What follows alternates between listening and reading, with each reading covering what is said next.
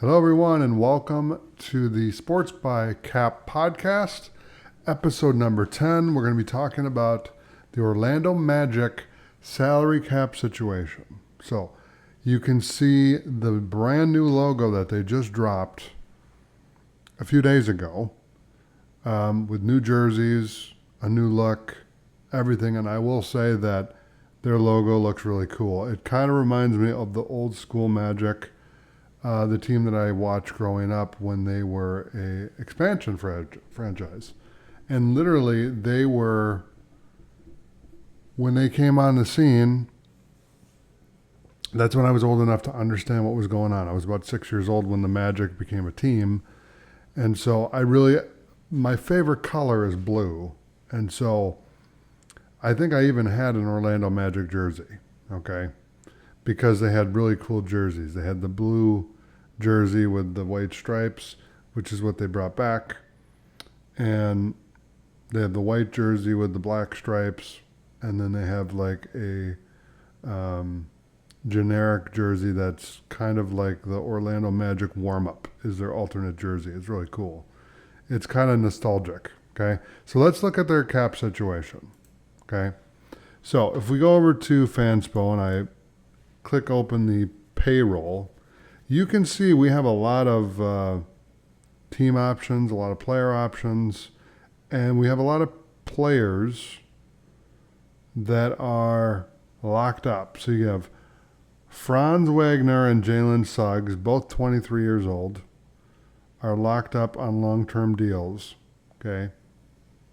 One, he's guaranteed $224 million. The other one is guaranteed $150 million, and it actually goes backwards. It goes to 35, then down to $26 million.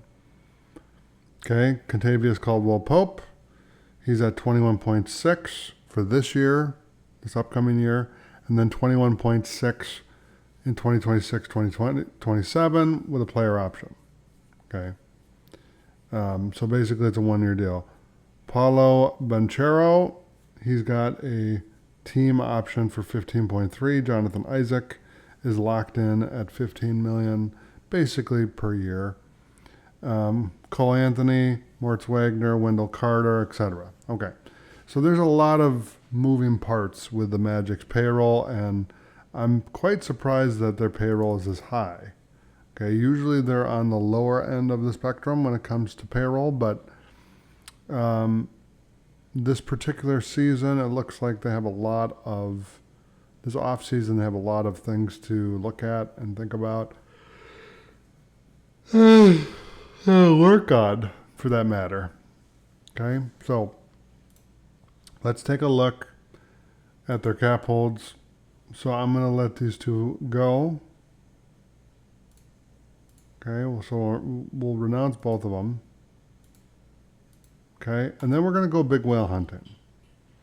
And we're going to go get this guy named Trae Young.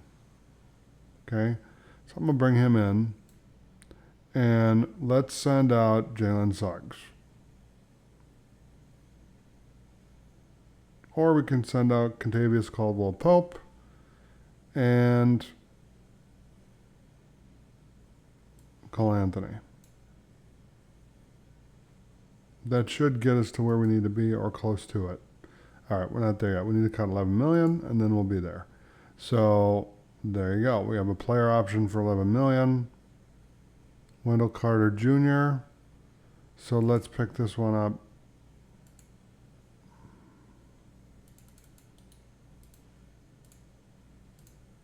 And we're going to pick up his option. So I'm just going to give him, I have to give him a 3-year deal because we're going to do a sign and trade. So per the CBA, you have to do a 3-year deal. So we'll do that. So we'll save this. And I'm going to move him over here, and that should clear it up to where we can make this move. It's now successful. So now we have Trae Young. Okay. Now, if we look at the payroll, we're at $199 million, but we have a bunch of player team options that we need to take a look at. And there's a lot of them. Okay. And now let's see how many players are on the roster. We got 14. Now, we could still go whale hunting, so to speak, and let's see what else is out there that we can possibly get more talent. The Boston Celtics, they're trying to get rid of one of their key players. How about Kristaps Porzingis? Okay. I think him and Trae Young would be a great combo. So we're going to grab, we need two $15 million players, Paolo Banchero and Jonathan Isaac. And I'm going to give him a 3-year deal, so that way we can move him, because you have to, per the CBA, we have to give him at least 3 years. Okay. So it's a $30 million contract. So if I move Paulo Banchero and and Jonathan Isaac, that should be $30 million. And let's see if that works. Okay, nope, 600,000, and then we'll be there. So I need to move that to the Hawks, because they can take on 46 million. So let's grab this guy right here and send him to the Hawks. See what that does, and it's successful. Now, what we could do is we could send these two to the Atlanta Hawks, so that the Celtics can get cap relief, which is the whole idea of this. And they can actually take on more salary, so we can give them another player if we wanted to. So we got KP and Trae Young, and we're right at the situation there. Now, that's whale hunting. Now, I don't think that the Magic are going to go whale hunting. I don't think they're going to sign a free agent. It's not really a destination location, honestly, for free agents. And so let's kind of pull back now and look at a realistic expectation for the Orlando Magic. And I mean this with all due respect. I'm not hating on the Magic, but they do have a lot of assets for draft picks. Okay. So they have a first-round pick, 2 first-round picks, number 16 and number 25. Lauri Markkanen is a player that they could actually get, because the Jazz are so awful. And you could trade Franz Wagner. I would do Caldwell Pope and an older player. I would try to keep the younger players together. Jonathan Isaac. He's a great player. I don't mean to yawn, but he's a great player. But if we have Lauri Markkanen, you don't really need him. Then you have too many players in the background. Jalen Suggs.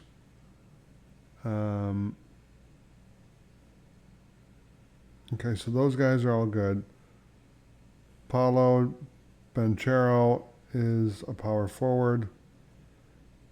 He's one that we can move because, again, we have a lot of pieces, but I don't really understand the Magic strategy. I have to do 3 years, I forgot,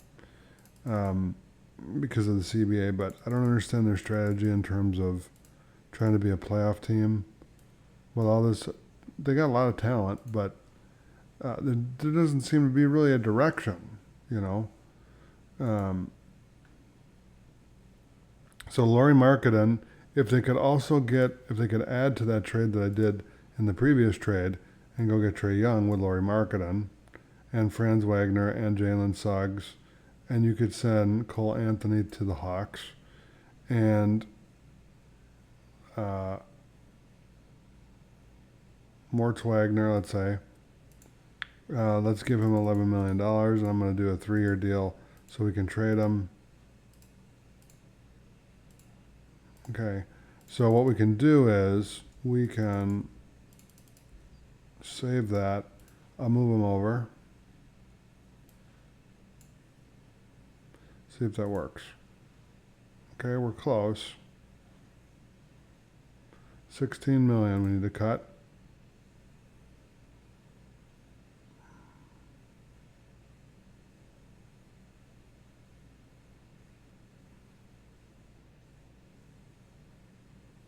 Okay, so I'll move him to the,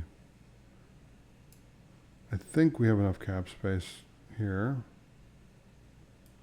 All right, let's move him here. There you go.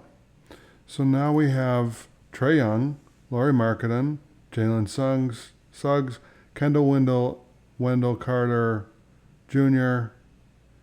That's a pretty good starting lineup. Okay. So that's really the moves that they can make. They don't have really a lottery pick. They have the number 16th pick. Okay. Denver. And I believe they were in the playoffs. Let me look at the... I believe they were in the playoffs. Yeah. They got smoked by the Celtics. Okay. So we've essentially covered the Timberwolves, the Warriors, the Nuggets, the Knicks, the Celtics, and the Cavaliers, along with the Timberwolves and the Grizzlies and the Warriors. Okay. We talked about the Heat, so we've covered every team in the Eastern Conference except for the Detroit Pistons. And then the West side, there's really 3 teams left besides the 2 finalists, which is the Thunder and the Pacers. And guess what? They play tomorrow. So that's going to be a good game.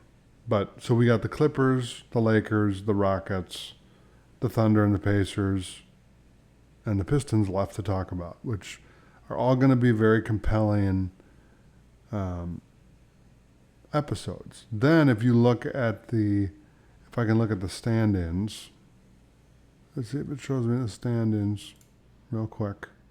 Okay, so if you look at the stand-ins, okay, so we're going to talk about all these teams, okay, excluding the 2 finalists. So if the Pacers are at the top, ignore them. Okay, so we're going to cover all these teams except for the Pacers and the Thunder. Those are going to be the last pieces of the puzzle. Whenever the finals are over, we're going to talk about both teams. Okay. But the interesting teams to talk about besides these 7, right, are the Kings, the Mavericks, the Phoenix Suns are going to be a really interesting talk because they have so many different moving parts. Okay. I haven't even talked about the Bulls or the Pistons. So those are going to be interesting conversations. And then looking at the Raptors, the Nets, the Sixers, the Hornets, and the Wizards is going to be very interesting. Okay. So that's what I have to say about that. So thank you so much for watching. Take care, and I'll see you in the next episode. Thanks for checking out the Sports by Cap podcast here on YouTube. Be sure to subscribe to the channel, hit the notification bell so you get an update anytime we upload new content. And check out the latest videos from the show right here.